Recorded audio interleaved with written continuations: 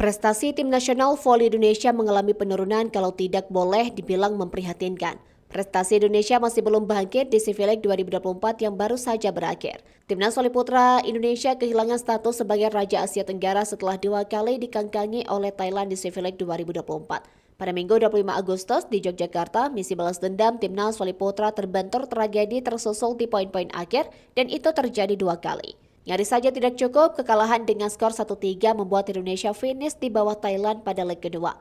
Indonesia juga menjadi runner-up di leg pertama, kekalahan 0-3 dari Thailand di laga akbar yang kepagian menjadi penyebabnya. Kiprah Indonesia di Civileg pun berakhir dengan nilai tidak memuaskan. Sebelumnya, timnas voli putri harus rela menjadi juru kunci di kedua seri.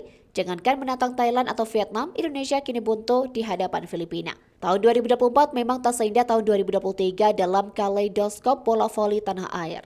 Tahun lalu, voli mania dimanjakan dengan deretan prestasi positif. Sebut saja hat-trick emas oleh timnas voli putra di SEA Games Kamboja, final pertama di AVC Club Championship oleh Bayangkara Presisi, hasil runner-up oleh timnas voli putri di AVC Challenge Cup, hingga ledakan Megawati Hangestri Pertiwi di Korea. Fokus voli Indonesia tidak lagi di Asia Tenggara melainkan Asia, setidaknya untuk timnas voli putra yang jadi King of ASEAN berkat hat-trick di SEA Games. Akan tetapi realitanya bak jauh panggang dari api. Tahun ini publik justru dipaksa mengelus dada ketika ekspektasi sudah meninggi. Kekecewaan makin meninggi karena timnas yang tak pernah tampil dalam kondisi maksimal, kendati waktu persiapan yang mepet bukan isu baru. Di AVC Challenge Cup, Indonesia menurunkan timnas senior rasa junior karena didominasi pemain muda dan tanpa satupun pemain berpengalaman. Kabar baiknya, bibit-bibit baru muncul karena pengalaman tanding di level internasional. Sejarah berusia 35 tahun bahkan kemudian terulang ketika timnas U20 putra berhasil lolos ke kejuaraan voli dunia U21 yang akan dihelat tahun depan setelah digembleng di Challenge Cup. Kabar buruknya, jalan timnas Indonesia ke pentas internasional tertutup satu. Untuk ajang tahunan Volleyball Nation League tidak ada lagi jalan pintas berupa Challenge Cup yang terakhir dihelat tahun ini. Mulai tahun depan, sistem promosi dan degradasi akan murni ditentukan dari peringkat dunia. Mau tidak mau, Indonesia mesti berbenah. Setiap kompetisi resmi mesti dihadapi dengan maksimal jika tidak ingin berkubang di tempat yang sama. Agenda kompetisi yang saling bentrok menjadi salah satu masalah yang sering digaungkan. PBVSI pun telah menyadarinya. Tahun ini semua agenda timnas Indonesia berbenturan dengan Proliga yang mengalami penundaan karena Pilpres dan Ramadan.